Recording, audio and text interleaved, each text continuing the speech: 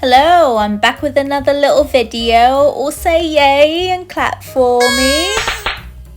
So today, this one's going to be a little bit different than what I normally post, since I've been posting a lot about my manga and the process of that. But today, we're going to switch it up a little. We're still going to stick to all the drawing and all that, but it's just going to be a little bit of a different one.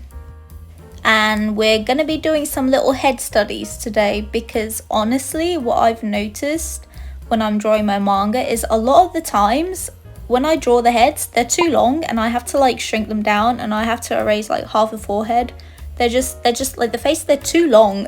I need to fix that. I keep catching myself doing that, so that needs to stop immediately.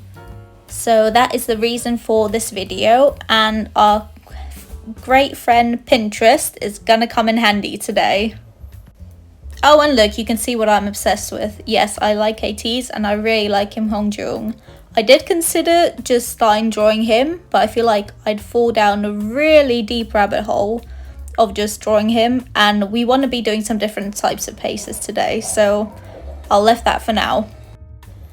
And I went to search for some different references, and after a while of just looking at some and just wasting a lot of time looking at pretty pictures, I think in the end we did come to what I've started with, and I think I picked the first one here.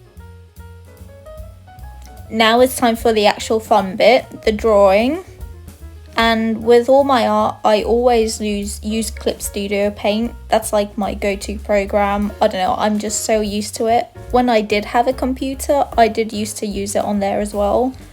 And now I just use it on my iPad, and it works great. So I think it's a great program, especially since I do manga and, you know, I like comics and all that. They have a lot of features that are really, you know, beneficial for it. So yeah, it's great. I like the brushes. It's great. Yeah, I have tried Procreate at one point, but I think honestly, I never really gave it enough time to properly learn it and get used to it.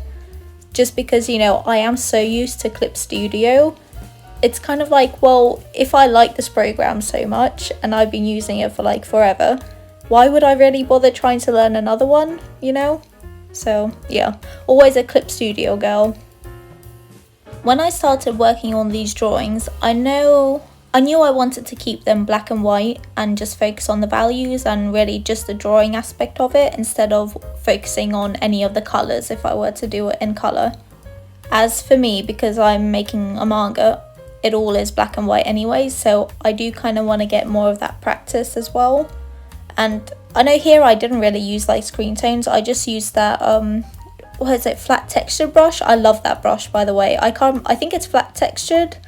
I don't know, you'll see it come up, but I love that brush, it's great.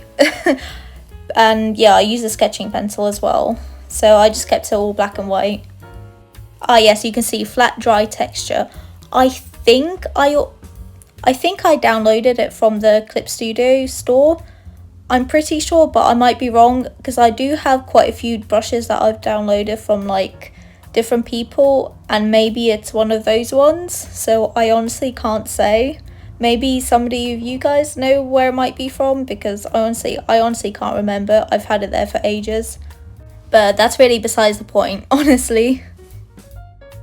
After doing a few of these like little faces, I then decided I need to do some more with like expressions, so hence this next one. It's like the first one I found when I was scrolling, and yeah, just trying to get more expressions in there as well. Another aspect that I like from just doing studies in general when it comes to art is the fact that I can, like, in a way I can sort of switch off my brain, since I don't have to come up with anything new. It's sort of, I just have to look at it and just draw it. Which is it's a good way for me to relax when it comes to the art, so it is fun in that way as well. And it just has been a while since I've done any sort of like studies when I think about it. I think the last time I did any sort of like art studies was probably the last time I did a video about it. I did the 100 heads, but I did it in like 7 days. I don't know, I can't remember why I did it. I think I just didn't have that much time or something. I don't know, something like that. But yeah, that was, I think, the last time I did like proper studies, and those were actually really fun to do as well.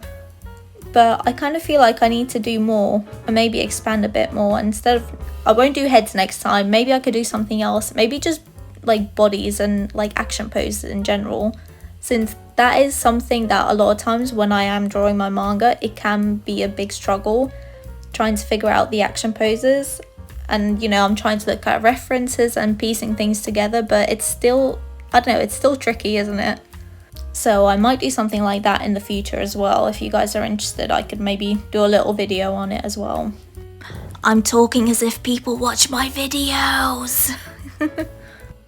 But it is good when you're studying to draw something, just focusing on that like one thing. So now I'm just doing the heads. I think it's a lot easier to maybe spot some mistakes as well if you're doing them one after the other.